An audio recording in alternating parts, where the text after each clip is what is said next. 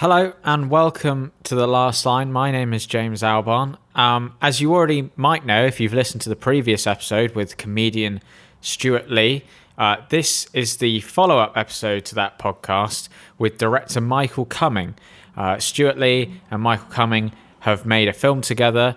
It's a music documentary called King Rocker. This is on Sky Arts on the 6th of February, that's Saturday, at 9 o'clock. And before we start the podcast properly, here is a trailer for King Rocker. In his most revealing interview ever, Robert Lloyd gives both barrels to the record industry of the early 90s. People could not idolise me. He never once joined in with any of the movements, any of the trends, any of the fads. They never wanted to compromise. Coming up in this song, we'll be following Wolverhampton-based pop group the Nightingales. I always used to think that when I pegged it, all of a sudden people would buy the records and pretend they liked us all along. But I begin to worry that what if I peg it and they still don't buy the record? Shock treatment opened for you, which was John Taylor. Yeah, from Duran Duran. Yeah. That's a barefaced lie. What I like about this as a documentary idea is it is already based on an unsure false history. And that's a hit haircut, that is. Look at that. That's a thing that a bloke with a hit does.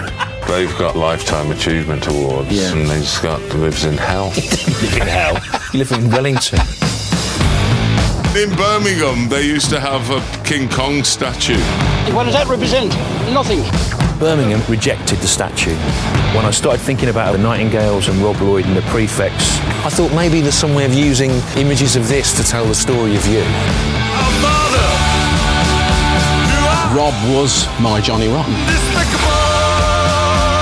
think everybody who has mainstream success wishes they were a cult hero, and every cult hero wishes they had mainstream success. Ooh, am I right? Am I?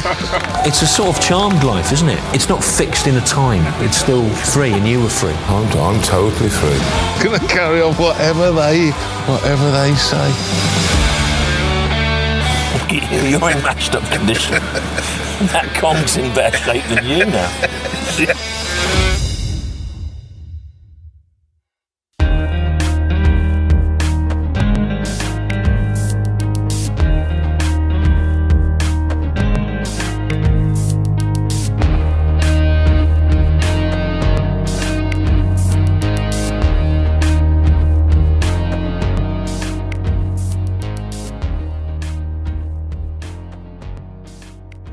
Good morning, good afternoon, good evening, good whatever time you're listening to this podcast. My name is James Albarn, and this is The Last Line. Thank you very much for joining me once again. In today's episode, I speak to, as you've heard earlier, director Michael Cumming. Michael is a director and filmmaker whose back catalogue includes the comedy series Brass Eye with Chris Morris, Matt Lucas and David Walliams' Rock Profile, The Omid Jalili Show, The Lenny Henry Show, and, of course, Toast of London, starring Matt Berry. And, most importantly, for this episode of the podcast, the new feature film documentary about 70s post-punk band The Nightingales and their lead singer Robert Lloyd, King Rocker, which Michael has made with comedian Stewart Lee. Now, if you've listened to the last episode of the podcast, you'll know I spoke to Stewart, and on the same day, I also spoke to Michael, and we began our conversation comparing notes on the kind of things you only see if you've seen the film more than once.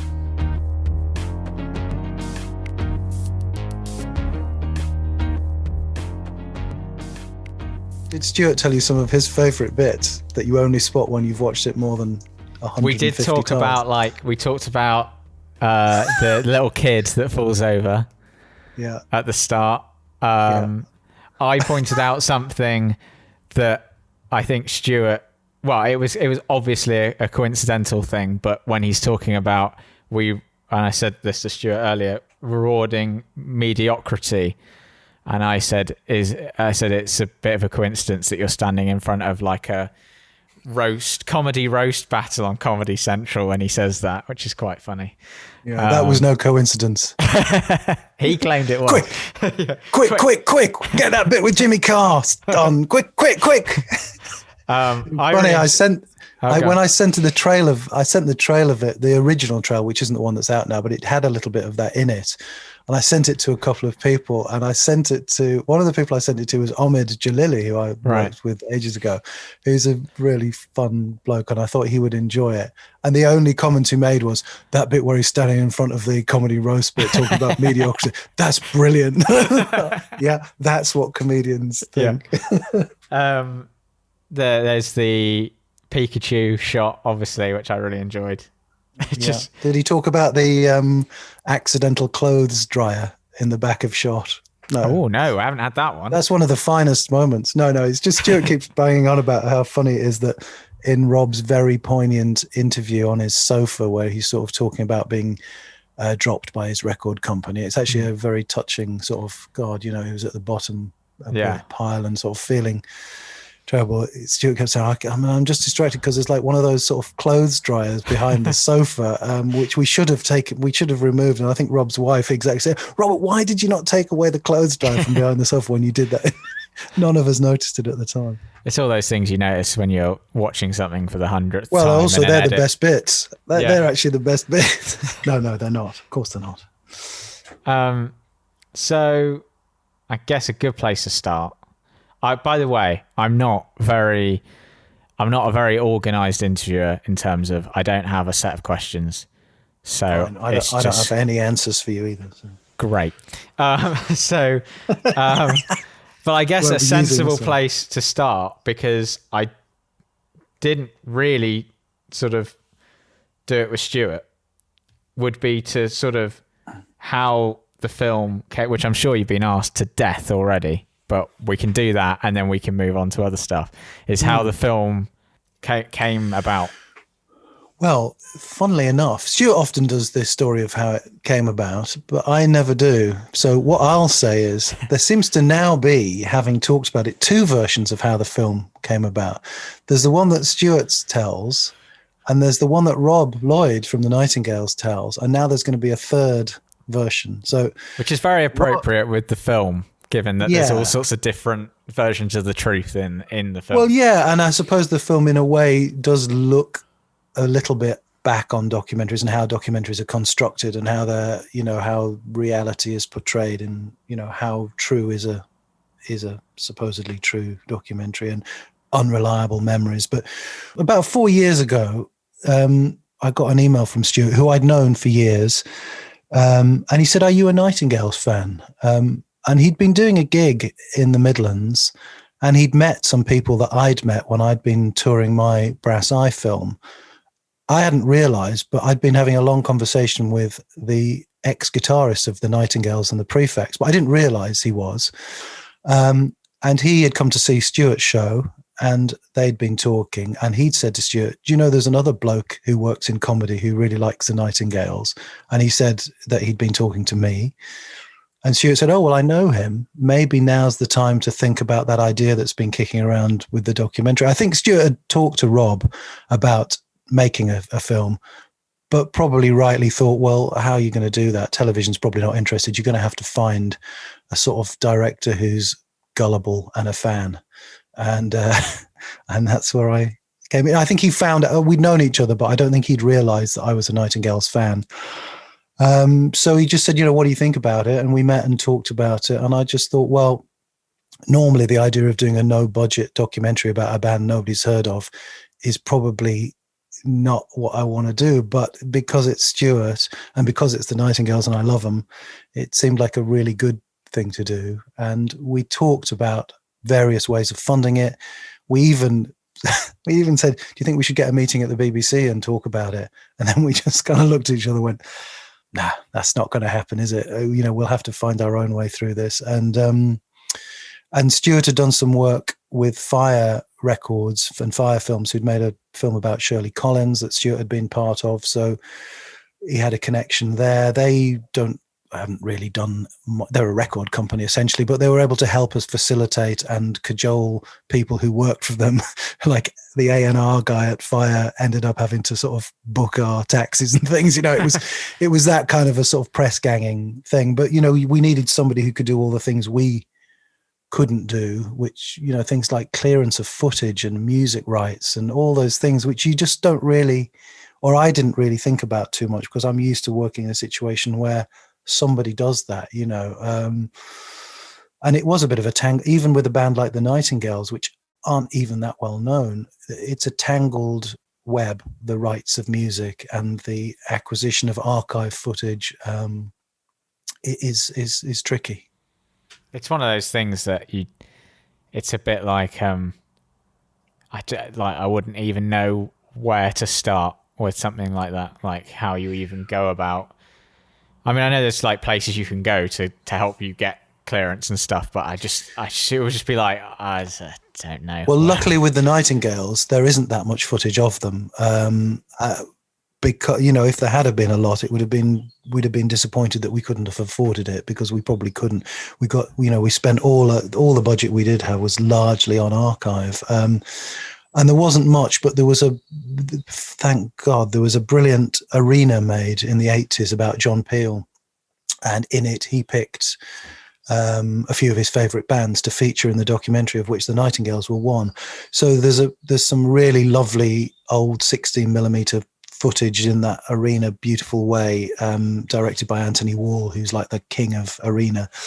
And I knew that existed, and I sort of thought I remembered them being on a kids' TV show in the 80s, but then I thought, no, that can't have happened. That must have been a dream or something. But there wasn't a huge amount, thankfully. But it's, because the BBC archive is now owned by this. If this is getting too spotty, just say shut the. But it's now the BBC archives are all owned by Getty Images now, so it's not even the BBC anymore. So it's there's no deals to be done. It's like, this is what it costs, take it or leave it, sort of thing. So anyway, we got what we got, and that hasn't really answered your question of how it came up. but it came about because I think Stewart had been thinking about it, and then he couldn't work out how to do it, and then he found out that I was a fan. We came together to do it. But funnily enough, what he didn't realize was 30 years ago, I proposed the idea of a documentary about the Nightingales to the BBC. When I left film school, I worked at the BBC making little films for a science program called Tomorrow's World, which I had no interest in at all, but it was a job on TV directing films. And that was quite a hard thing and they actually were shot on film as well, but I wanted to get out of it, and there was a new art strand starting, and they were looking for ideas. So I proposed 3 or 4 documentary ideas that were all immediately rejected as being not of enough interest, and that I think was about 32 years ago. And so it's fantastic that it's come about after all this time. I wanted to talk to you about you going on working on Tomorrow's World. So I feel like it's maybe don't even pretend that you know what that program is. I've heard it. I've definitely heard of it. I mean, that might be because obviously going to film school, I'm a bit of a film TV nerd, but I'm a Doctor Who nerd. So I'm sure Doctor Who, Tomorrow's World, there's some crossover somewhere probably where I've heard about Tomorrow's World in terms of but because obviously having been to film school, I read one of your interviews, so I went down a bit of a Michael Cumming rabbit hole over the weekend. There's not that much to find because I don't do many, but yeah. Where you said about how at film school, sort of no one really talked about television, and no one really, it wasn't like a thing that was talked about. And that interested me because even, I mean, I don't know when you were at film school, but I was at film school sort of 5 years ago. Yeah. Now. And even, television has changed a lot in terms of how it's seen, with Netflix and, massive Game of Thrones, Breaking Bad, all that kind of stuff. And even then at film school, they didn't really want to talk about television or sort of acknowledge it as a acceptable art form, really. Interesting. That's interesting. Well, so what they're encouraging to people to make actual films, are they? Is that the... Yeah. I mean, there definitely were. We did like one TV module, and there was a bit of, occasionally we'd talk about television in the sort of sense of big television series, or sometimes in the sense of like, these might be the first jobs you get directing. If you become a director, you might get a job working on Bargain Hunt or something. But yeah, they were pushing you to make film, really. That was that's in a way that's gratifying to hear, and there are at least films being made now. When I was there, I first of all went to art school and did a degree in fine art, but I very quickly discovered video there and ended up making, I suppose, what you call video art. And then I went to proper film school at the Royal College of Art and did a master's in film. And that was sort of to learn, I suppose, a bit of technique, how to do it, because there was nobody, when I was at art school, there wasn't anybody to teach you how you did it. You just found a camera and just made something, and it was probably too long, and somebody stood in an art gallery and ignored it, and it was that kind of thing. It wasn't, you weren't trying to, but yeah, it was a film school in the traditional sense, and it was, you shot 60mm films and you edited them on by cutting them up and splicing them together, and then you projected them, and you made 2 or 3 in the time that you were there, but you also worked on crews on everybody else's film, so you had to do a bit of everything, and it was a really good way of learning it. But they never sort of mentioned that when you left towards the end of the 80s in the UK, there was like 1 film made a year or something, and you probably it wasn't going to be you that was making it. So I think it was a matter of necessity, really.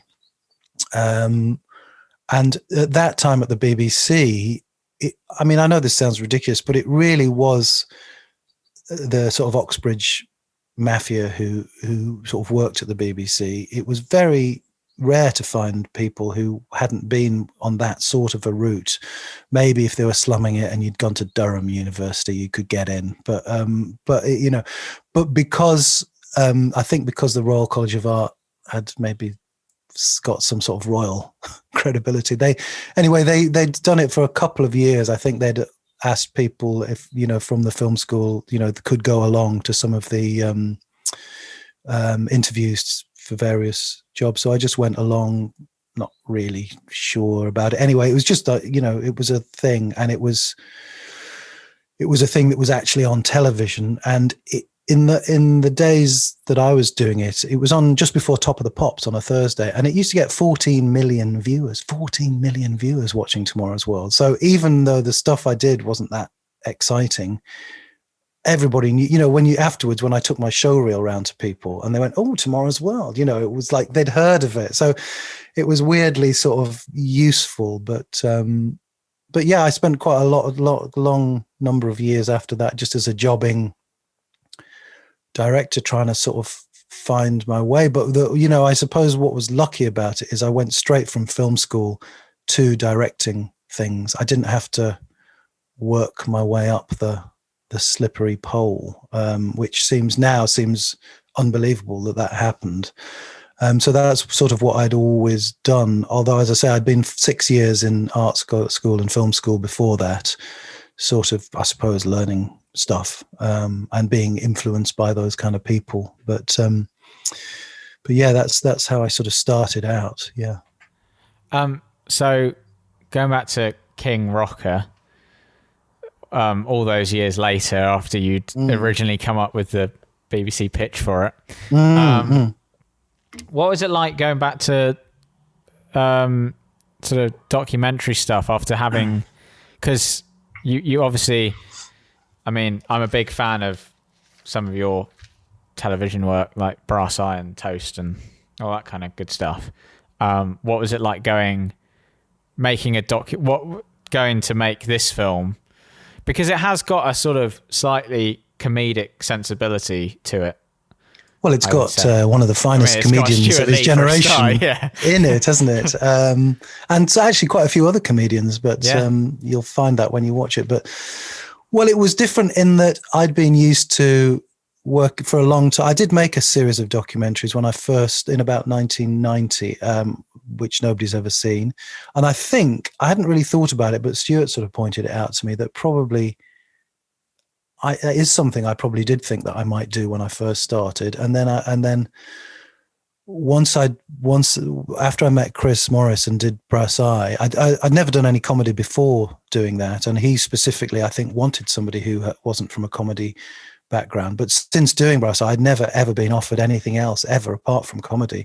So it's amazing how one little thing can completely change the whole course of what, I hadn't ever thought of doing. I mean, I was interested. I liked comedy and I watched it, but I'd never thought, that's, it wasn't even a thing, Do you think comedy director? Do you think that's because it was Brass Eye? Because such everybody, a huge thing, right? And everyone, so well, people do we get to do that. Let's get that guy. Well, there was an element of that, but I think actually, when you look at the statistics, I don't think that many people, when Brass Eye went out, it wasn't like it was viewed by millions of people. It wasn't seen by that many people originally. Right, okay. And it wasn't ever repeated. And it didn't even come out on DVD for years and years later. So, but the people who did know about it were all the people who were in television and other comedians and people, they knew about it because it was sort of parodying that world. So it definitely, there's no doubt about it that's how I sort of, the next thing I did after that was I worked with Mark Thomas for years, who was doing a sort of, not similar, but he was doing a more political version of sort of what he does as a stand-up, which had a sort of connections to Brass Eye in a certain way, I suppose, although it's nothing like it. But there's no doubt about it. But I suppose, going back to the documentary thing, it may have been something I'd thought about and I just got sidetracked. And I always fancied the idea of it. And I do like documentaries, but I'd been so used to doing things with scripts and with big crews and, really good cameramen and great editors. And that in some weird way, it was actually quite refreshing to have to do it all, to not have that anymore. I shot quite a bit of this myself, and then we got other crew when we needed them. And I cut it all myself, which is something I've never cut anything more than a 10-minute film before. And certainly not one with 400 terabytes of rushes that all need syncing up because there's 3 cameras on them. It was just. But I learned what I suppose what I'm saying is I think you get to a point where you think, well, I know what I'm doing, But I actually learned more in this last couple of years than I have done for the last sort of probably 20 years, because all the jobs that somebody else used to do, I sort of learned how you do them now. And you can talk to me about any deliverable codec or how to convert things to ProRes from different formats, and I'm your man. Whereas the last year before that, I would have just said that it's something that somebody in a room in a building in Soho does while I'm having a cup of coffee. Yeah, that's most of my work at the moment comes through editing, so I know the pain of codecs and formats and well, you'll be very impressed to hear that the King Rocker film premiering on Sky Arts on the 6th of February, which is a proper grown-up TV channel, was cut in a room in my garden on Final Cut 6. Yes, Ooh. 6. Yeah, wow. Not 7. Oh no, not 7. Like your Parasite film was cut on 7, wasn't it? Oh, yeah, that's true. Apparently, that made the news. Oh, they cut it on 7. Isn't that amazing? No, 6. 6? 6. I was having terrible troubles the further I got with it, and it kept crashing, and I was going berserk. And I was doing a commercial with a really whizzy editor, and I said to her, did you ever use Final Cut? And she said, yeah, I used it. I said, it's just crashing, it's just crashing. And she said, well, give me a snap of your screen. And she said, the reason it's crashing is you've got about 80 different timelines all open at the same time. And I went, oh, wow. So that's why as I've gone on, it started to crash more, because you've kept every timeline open and not closed them. And, from that day on, it was a breeze. That's the level of knowledge that I had when I started this. But that's what that's one of the things, and I sort of talked about this to Stuart earlier. One of the things I loved about the film is that you're not, you can tell that you're not beholden to like financial backers or anyone like that. It really is like your film that you wanted to make. And obviously there's always compromises along the way with any of these things, but like it feels like your film, and which kind of works with Rob Lloyd, who's the central protagonist, because he's quite uncompromising in the stuff he does, right? He just does what he wants to do. And yeah, I think you sort of, in a way, you had to make it like that. And I now feel sort of we've been spoilt, really. The idea of not making something like that now makes me feel slightly, you know, the problem with doing, you know, even really good things like Toast, which I love, and I love working with Matt and Arthur Matthews, who writes it, and the collaborative sort of process of making this thing, which you know is different and you know can't be visually too unusual for them. They'll just encourage you to experiment. It's great. But even on that sort of thing, there's still a chain of sort of notes from various people along the way, and they've all got an opinion on how it should be, you know. And comedy is such a subjective thing that, you know, two people can look at the same scene and can have completely different reactions to it. And, you know, there's not one of them is particularly right, but I think, you know, to have that singular, you know, to be able to just say, well, this is what we're doing and here it is. You're very lucky when that happens. And it doesn't happen, you know, it happened on Brass Eye. That was a vision, you know. Chris's thing was like, this is what we're doing and this is going to be it. Don't give me any notes because this is what it is.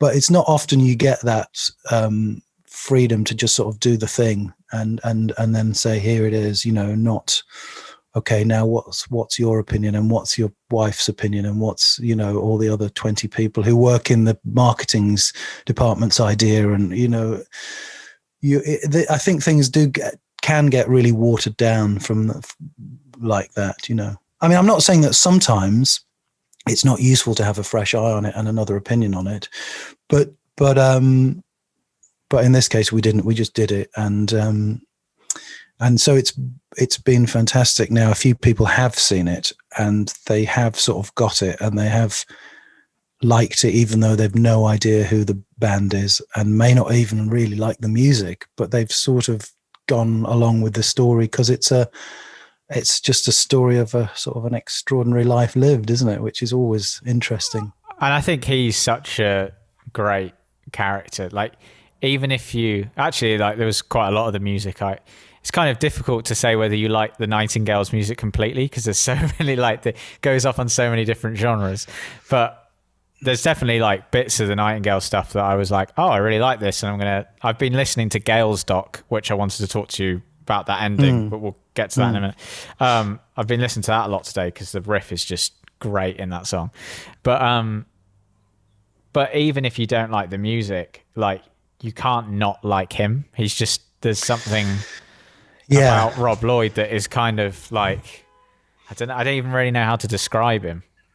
No, well, I was pleased that I liked him. I'd never met him before, and I sort of always felt that hopefully I would like him because I've always liked his lyrics. And it's actually even quite hard to pin down why you like his lyrics. I think it's something to do with the way they sort of juxtapose ideas that shouldn't be together somehow. I don't know, but I hoped I'd like him, and I did like him, and I do like him. And in fact, one of the really tragic things about, you know, nobody being able to see each other anymore is I kept thinking, when all this filming's done, I really like the Nightingales as people, and every member is a nice person and the sort of person I would like to talk to, but I didn't really get the chance because we were making a film about them. And I thought, when it's all done, wouldn't it be nice just to talk to them about something that's nothing to do with the film, their music, their thing, just as, you know, people.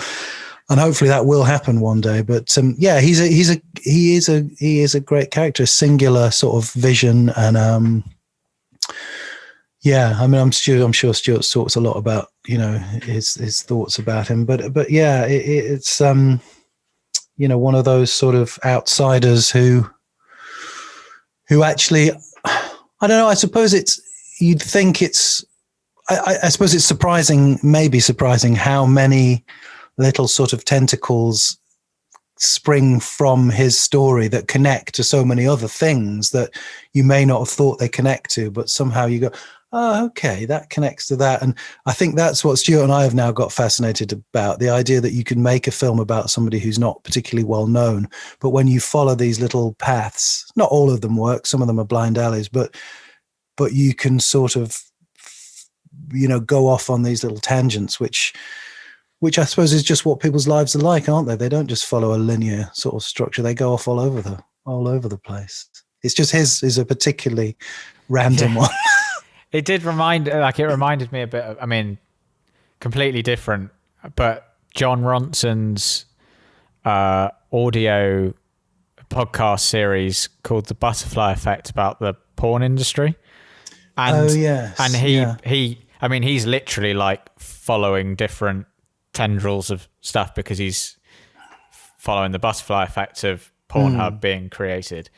Right. But it reminded me of that in the sense of like that there are so many paths that you can go down as filmmakers, like following this story, because there's just like little bits where it's like Stewart's going through some photographs and they say, oh, that was in Paul Morley's house. It's like, right, so now you got to go and talk to Paul Morley and he's over here. And then like Rob Lloyd gets hired to be the food writer for GQ, and who got sacked? Who did he replace? Nigel Slater. So now we got to go and talk to Nigel. And it's all these like different tendrils, which I really enjoyed in the film. Well, I think the thing about it is you don't have to go and talk to them. And I think maybe if you were doing a normal documentary about a musician, you probably wouldn't bother with those bits because they're so tangential to the story. But sometimes it's just funny. And I think some of that is Stewart's comic instinct. He knows that it'll be funny if we did get if Nigel Slater could be persuaded to say something off the back of a casual aside about him, or if 70s cheeky softcore star Robin Asquith pops up to dispute a story that Rob mentions. I mean, we could have just let him just mention that, and that would have just been a funny thing to mention anyway, that he'd met him in strange circumstances. I won't give away what they were, but you could have just left that alone, and probably you should have done, because it was in the last 5 minutes of the film, not really the place in a film you would go off on a tangent to meet Robin Asquith, but what a good thing to do. Was it quite, so in the edit, because as you said, you had about 400 terabytes of stuff to go through. Was it quite difficult deciding which of those, because I'm sure there's probably avenues that you explored that obviously haven't made it. And you mentioned the Robin Asquith thing, which I won't give away the story, but his scene is particularly brilliant and funny. But as you say, it's in the sort of climax of the film at the end, the sort of emotional payoff.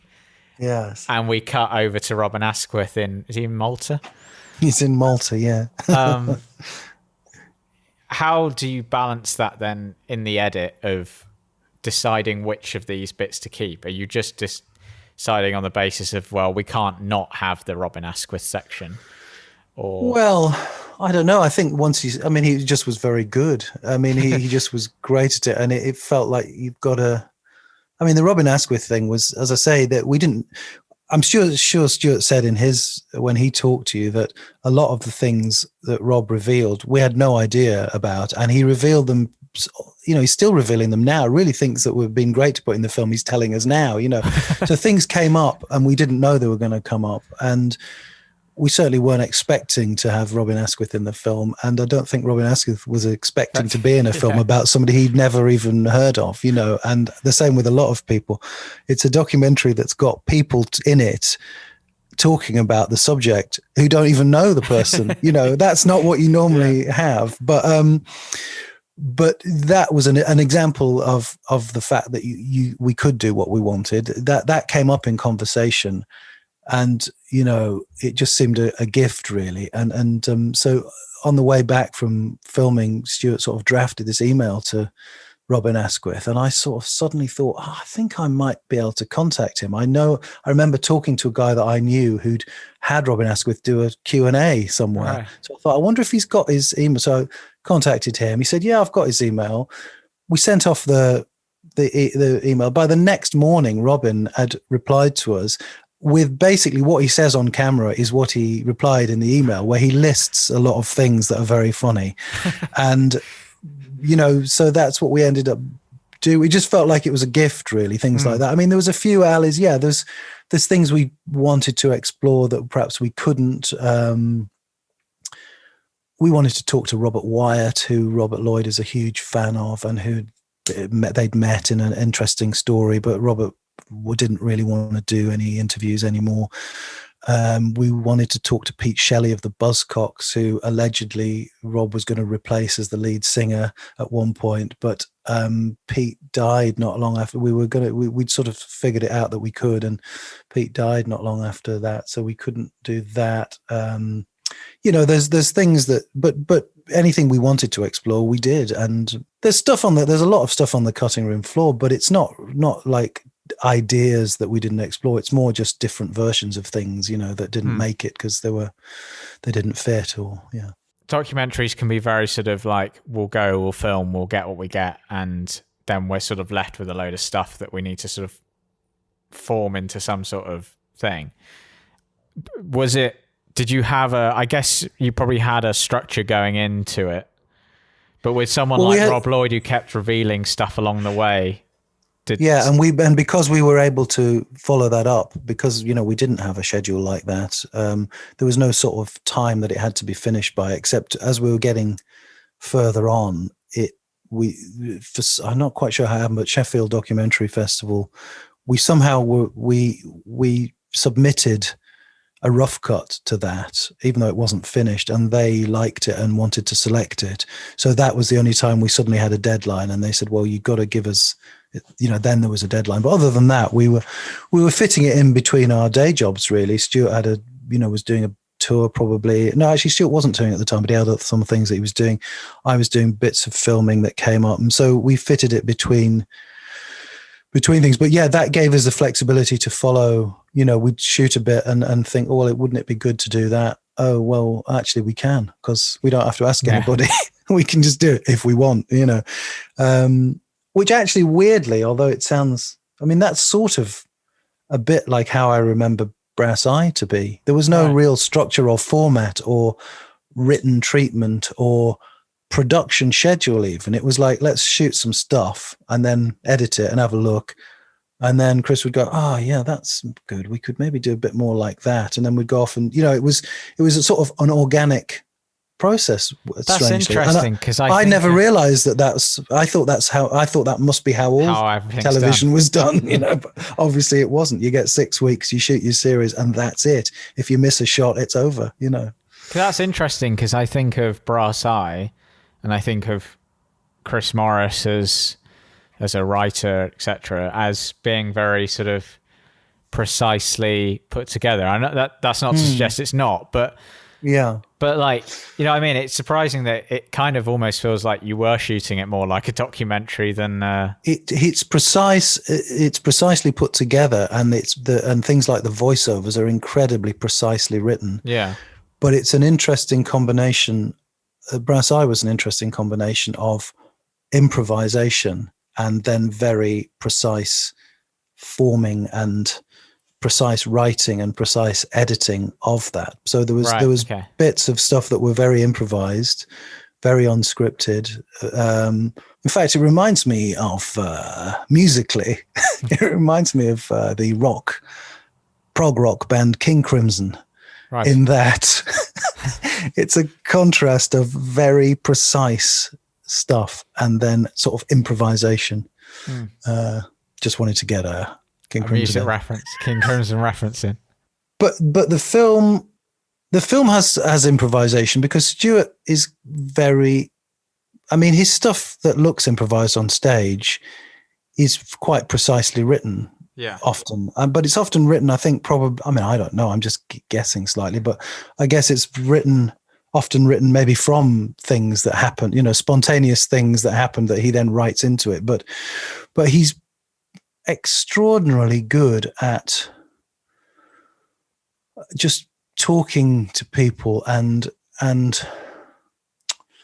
don't know what it is. He sort of unselfishly talking to Rob so that Rob can have the punchline of a joke if he wants. He sort of sets him up for things that he could say, and I don't know. There was bits of it that felt like, oh, you're not really supposed to do this on a shoot, because it costs a lot of money when we hired crews for, the money we spent was archive, and we hired some crews for various dates, and it felt like you're not really supposed to just make things up when you're got a crew that you're paying, and it's your own money as well. It's not the BBC's money or Channel 4's money. But there was some great bits where, we just, when we were going up to do a thing in Birmingham about Ted Chippington, one of Stewart's sort of comedy heroes, he just arrived on the train. We were going up together, and he arrived with some cutout, some photocopies of Ted Chippington, some bits of card and a Pritt stick and some scissors. I said, oh, what's it? He said, well, I thought we could maybe make some cardboard cutouts of Ted, because he can't be in the film because he didn't turn up for his interview, but we can have him as a cardboard cutout, come on, let's make them.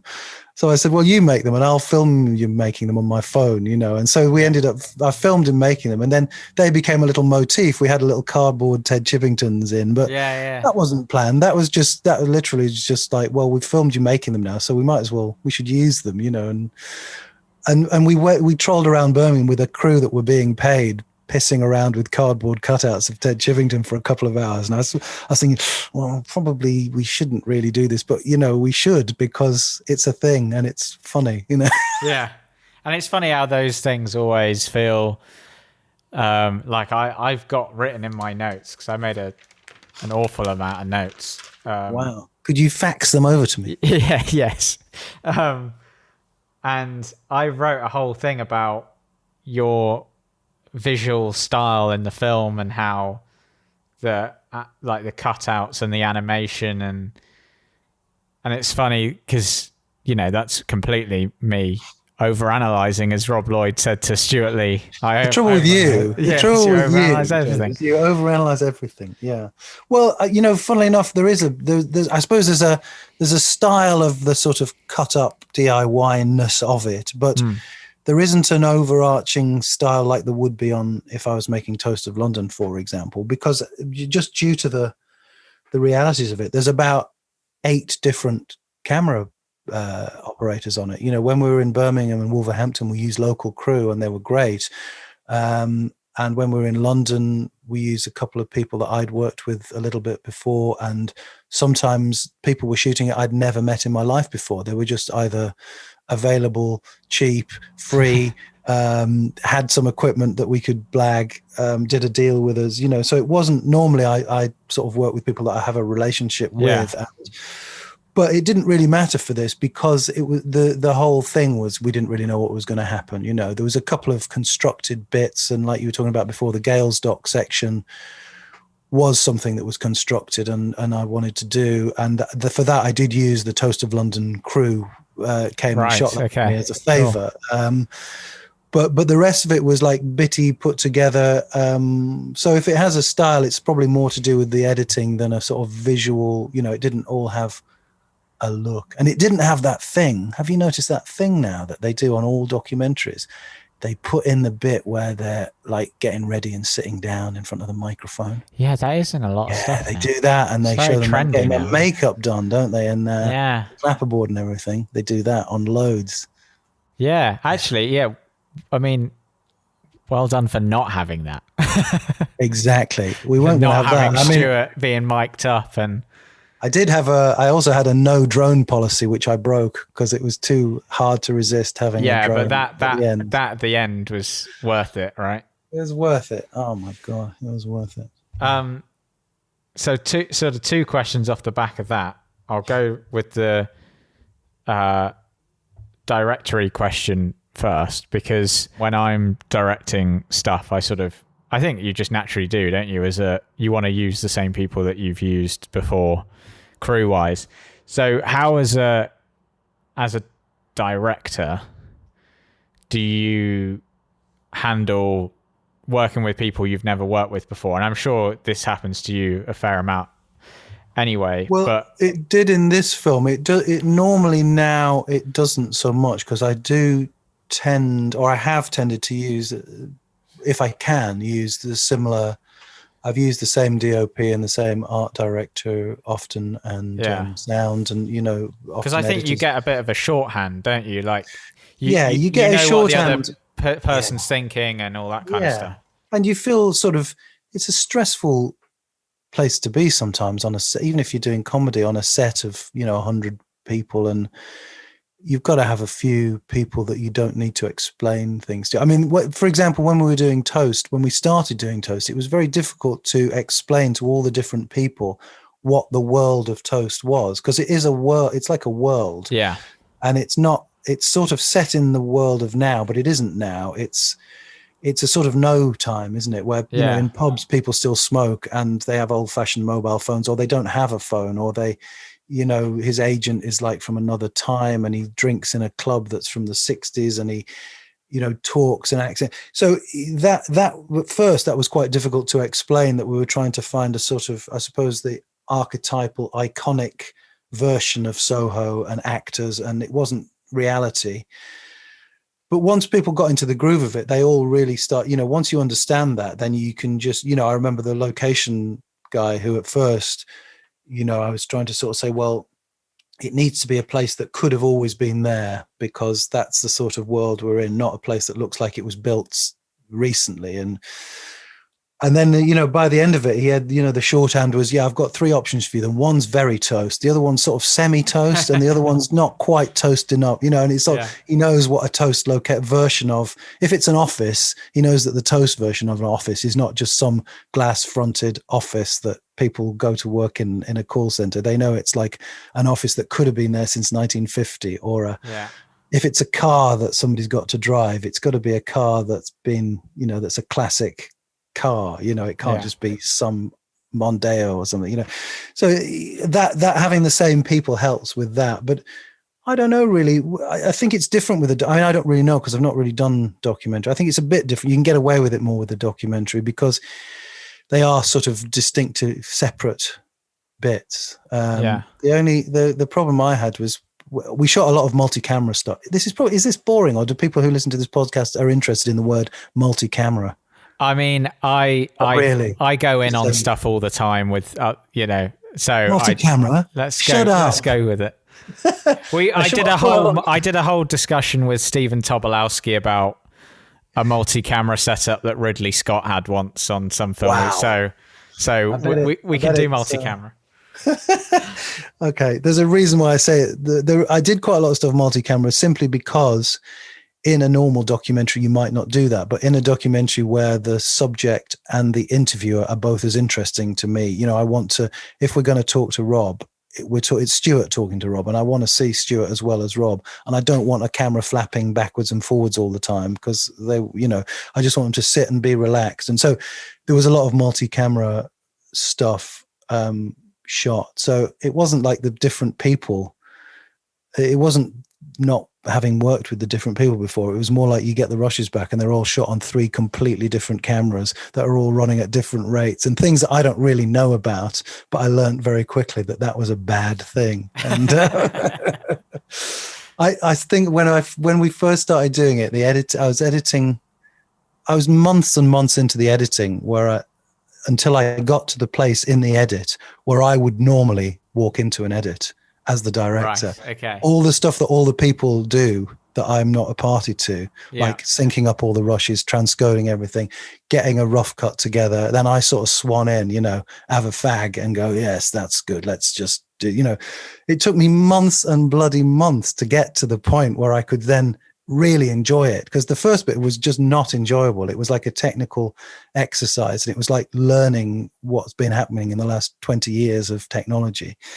But then once you'd got all the stuff ready, the putting it together and the playing with what if we cut from that to that is like really thrilling and much more fun than working with an editor, actually, because you can just do what you like, You don't have to explain your reasons for it or watch their version of it. You just go, well, if I do that, is that better than, that bit of it's so much fun. But yeah, it's just getting to that point that I found agonizing.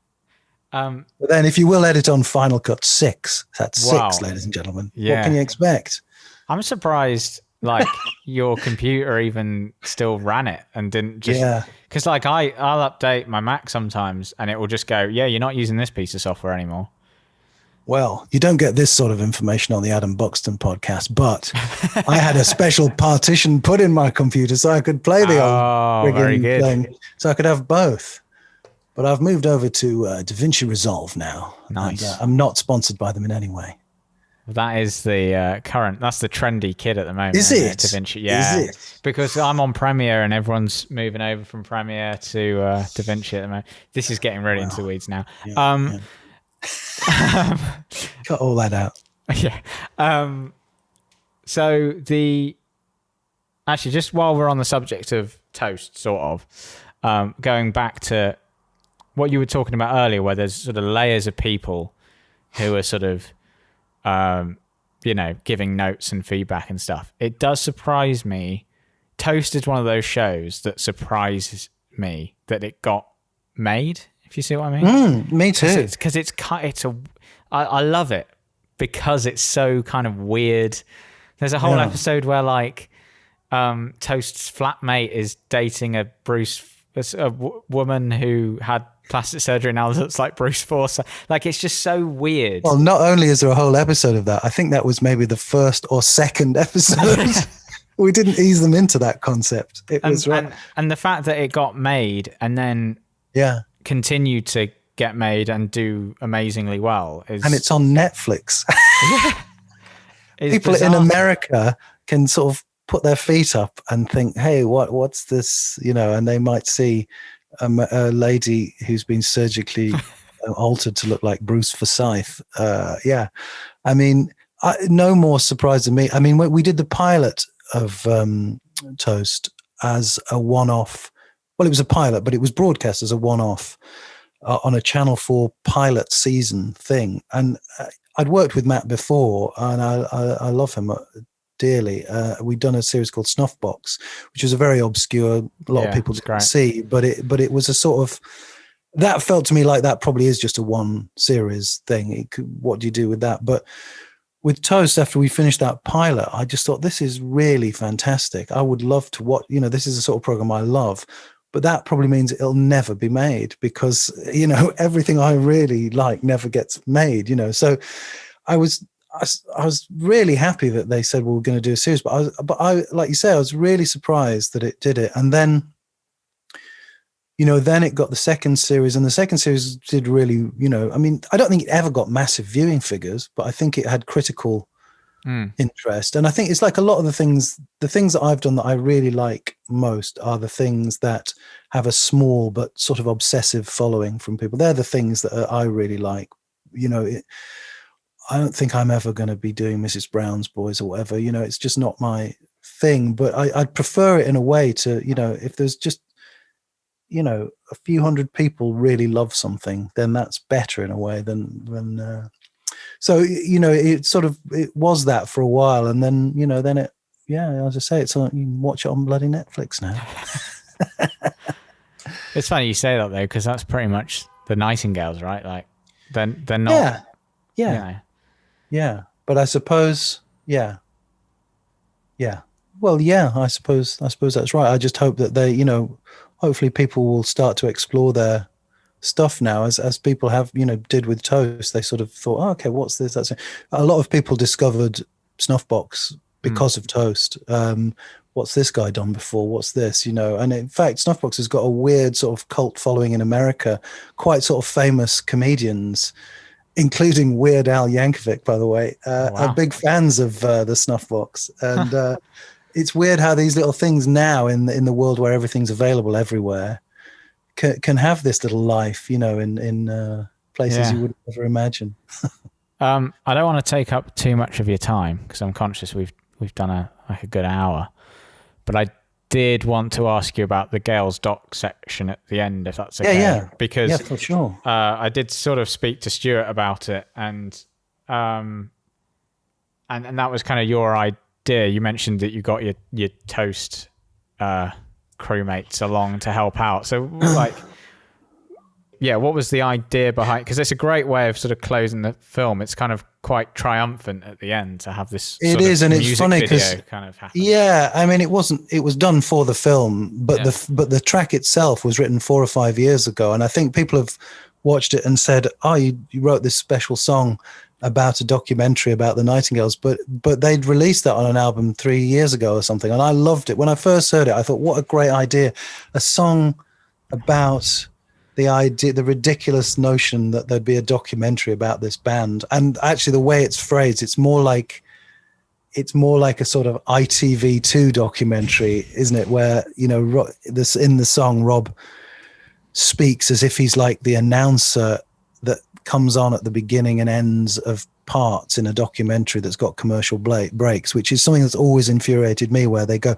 coming up in part 1 of this documentary, you know, and then at the end of it, it goes, in the last part of this documentary, we saw, yeah, I know we did, I've just watched it, you know, you don't need to tell me again. So their song Gales Doc is done in that structure, and it's a sort of almost it is a spoken word song over a killer riff, really. The first time I met Rob, I went to his rehearsal room. I wanted to catch a bit of them rehearsing, and I just did it on my little camera. And I said, you know, do you ever play Gales Doc live? And they said, well, we don't really, but we could do if you want us to. Because I said, you know, it's a gift. We've got to. We're making a documentary about the Nightingales, and you wrote a song about a documentary about the Nightingales in a tongue-in-cheek way. It's got to be in the film somehow. So we thought about various ways it was going to be, and I definitely wanted somebody to, you know, a sort of documentary type current affairs person to lip sync to it. And because everything was on the blag, we thought, well, who do we know? And Stewart said, well, I was at university with Samira Ahmed. Maybe she'd do it. And I thought, oh, well, what a brilliant thing that would be. But she obviously won't. Why would she want to do that? But my God, she did. And she was great. And she's great at lip syncing. Like, she really, because she's very good at doing television, she had taken it as a personal challenge to, because as Rob said, I think I was listening to Rob talking about that in some other thing, and he said not only is she lip syncing, and if you don't know the track it won't make sense, but if you do you will, she's lip syncing to basically a slightly drunken, slurred man from the Midlands improvising some dialogue in a studio in Germany 3 years ago. There's no sort of pattern to it. It's not like doing a song where, you know, this is the verse, this is the chorus, it's got a rhythm. You know, it hasn't got that. It's just a man talking. But Samira was much better at doing it than Rob was doing his own thing, because it's actually quite hard to lip sync just speech patterns, you know. But she was great at it, and she was really she was really determined that it was going to be spot on. So if there was a take that wasn't absolutely, she said, I think I can do a better one. I think I can do a better one of that, you know. So she pushed that. So yeah, that's become the end of the film, and I hope we'll maybe release it as just as a video on its own at some point, because it's fun to just watch, you know.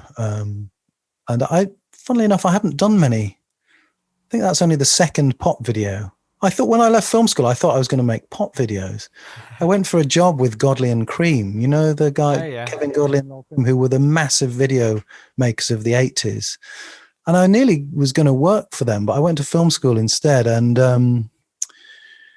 I thought, well, I like music. I've been to film school. I'll make pop videos. There were massive pop videos when I left film school. They were the thing that all the money was spent on. And I ended up, I've only ever done 2, and I'm pleased that they are George Ezra, a massively commercial hit for George Ezra, and The Nightingales featuring Samira Ahmed. So if you're only going to do 2, I think they're the 2 gamut to do. Right? Yeah. That's the 2 to do. There was one thing, although that does feel like a great ending, you talking about music videos, but there was one thing I wanted to ask you that I haven't. But could you not take that but bit? I'll take that bit. You could take that bit. You could go to a shot of the elephant and take that and put it a bit earlier, you see. That's what you could do. That might be my favourite bit in Brass Eye, where he, what's he called, that bloke? The magician? Paul Daniels tells us how we should edit his bit. take that bit and then just put that bit. You could, cut to a shot of the elephant and then put that bit in before that. When I was reading about you earlier, I managed to find a couple of interviews, and there was one where it said that you're very reluctant to do interviews. You don't really like them. So I wanted to ask you about that. And then also about how you and Chris Morris are quite secretive of the sort of about Brass Eye and wanting to keep an air of sort of mythology around it. And I wanted to ask you about those things. Well, at the time we were making Brass Eye, there had to be secrecy around it because we want if people don't know it, I don't know whether this makes sense, but one of the things that we did on that series that other people hadn't done is when we did our sort of, for want of a better word, pranks, they weren't pranks, but people would contribute to the show who didn't really realize what it was about. When we did those things, unlike other programs of that style, where at the end they go, "Ha ha! It's a prank. You've been got." And the whole thing of ours was we needed them to go away not realizing that anything untoward had happened, and they just said a load of stupid stuff, and they were happy with that, and they'd gone home and they'd signed the release form, and not realized how ridiculous it all was. And the first time they would realize that would be when they saw it on TV, or when somebody they had seen it on TV and said, "Oh, you were in that thing," So there had to be secrecy around it, just because we didn't want it to get out that we were making that kind of a thing. And what amazes me now is because the production period for Brass Eye from the first pilot to transmission was about 2 years. It's a long old time. It never really leaked out. It never got out what we were doing. Nobody, and nobody really fell, nobody sort of suspected. And I suppose there wasn't the internet in the way, there wasn't the sort of social media version of the internet, and people didn't have camera phones and could have snapped us in the street and put it up, or people, there wasn't all of that. So I suppose that made it a lot easier to do that. And you couldn't just Google, has an elephant really got its trunk stuck up its anus? You just believed it, maybe, I don't know. But so there was a secrecy around it because of that at the time. And then that was something that carried on. Chris always does that, didn't want to talk about it. And I sort of agreed with him. I didn't want to talk about it either. I liked all the myths and legends that were built up around it, some of which are absolutely true and some of which aren't. And sometimes the ones that aren't are better than the ones that are. And although a couple of years ago I made a film about Brass Eye, which I wouldn't really call a documentary, I don't know what you'd call it, a sort of trippy, grainy memoir, VHS timecode thing that actually became quite successful. But even in that, I said some things in it that were sort of people knew, and a few things that they didn't, and made a few things up, probably, maybe not saying. But I wanted it to sort of remain, still have this sort of air of mystery about it. And that's why that film's never released, never been released, never going to be released. It's just a film you watch live in a cinema, or you don't if you can't. And that's how you see it. And I think that was all, I liked that as part of it. I mean, there was a book written about Chris called Disgusting Bliss about that time, which I was asked to contribute to, but I didn't. And I read that book and I thought, well, it feels a bit weird that story's told and I'm not part of that story. But in the end, I sort of thought, well, if I'm going to tell it, I'll do it in my own way. And in a way, all those things just add to the sort of myth of it, really, don't they? It's just nice to have a thing that's still got a bit of, mystery around it, I suppose. No, that's what I quite liked when I read that, is that I was like, there was something intriguing about that. And that I kind of liked that it's kind of like we're keeping the... Yeah. Because it's kind of like, it's, I'm sure it wouldn't devalue the show if you did talk about it in great detail and give away all the... But I don't know, there's something And I have talked about, I do, each screening that I did, and I've done about 86 of those Brass Eye screenings, even though I only intended to ever do one. And I do a Q&A after them, and I do talk and I do answer questions, and I'm happy to do that. But I don't particularly want it filmed, and I don't really want it on the internet, because I want people to come along and find out for themselves and watch it for themselves. Yeah, I like that. There's kind of a magic to that. Yeah, get what they can out of it on the night, but it doesn't have to be, you don't have to click on it and find out. I suppose because I'm from a world that, I remember a world before the internet where things were difficult to find out and things were mysterious, and things that you found out were like incredible because you've actually found them out, not you just went, oh, okay, that's it. Yeah. I've just Googled it. I do like that there might be a few things left that are like that. But then it all comes back to King Rocker, doesn't it? Because that's kind of part of King Rocker, there's a lot of stuff in there, like you said, there's stuff that is being revealed after filming that could have gone in the film. But it's sort of left, you don't know everything, you don't know what's true. Yeah, but, true. And we would the original plan with this film was it would have been a thing that we toured cinemas, and Stewart and I were going to do it in the same way, really, as Oxide Ghosts. It seemed to work, that showing it to a live audience and having a chat about it, and maybe show them some extra bits that aren't in the film and making it as an event. And that was what our plan was initially.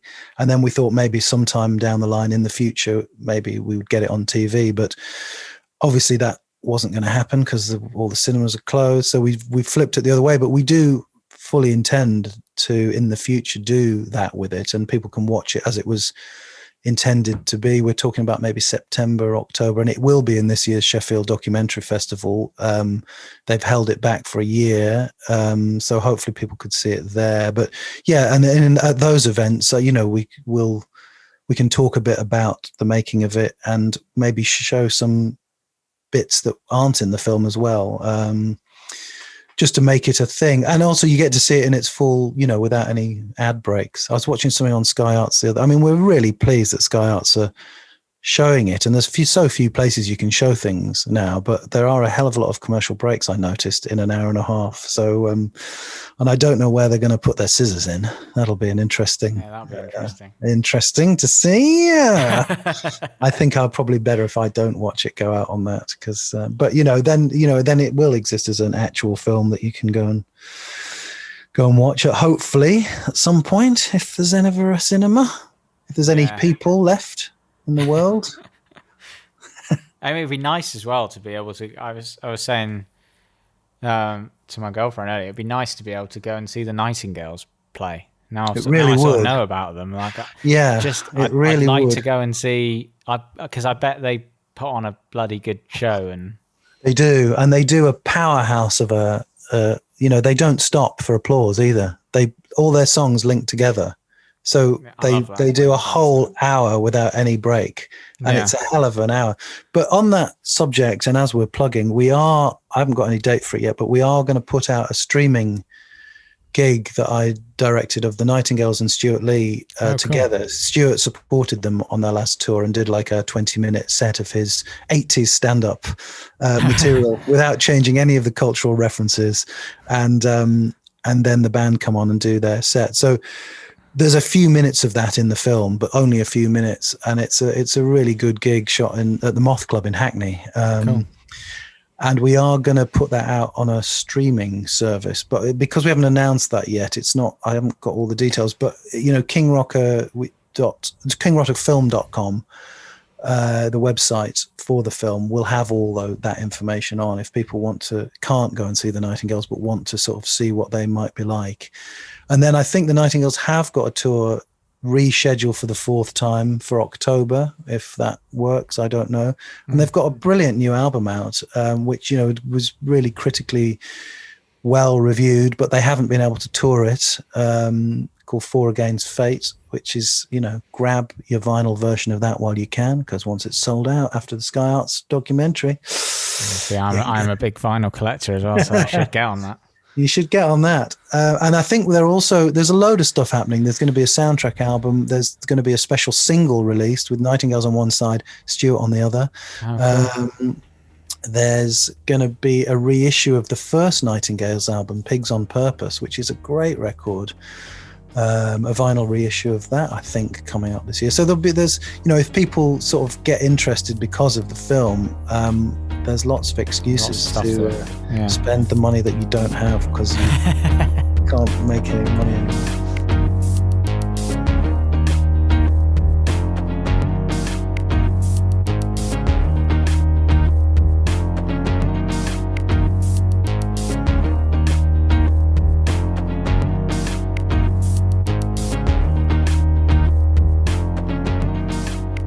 So there you have it, Michael Cumming. My thanks to Michael for joining me on the show.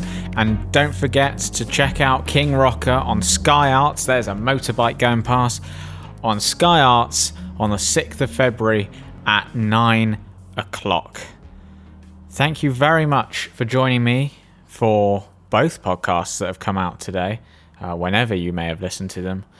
And I will see you next time. And until then, I've been James Albarn, and this is The Last Line.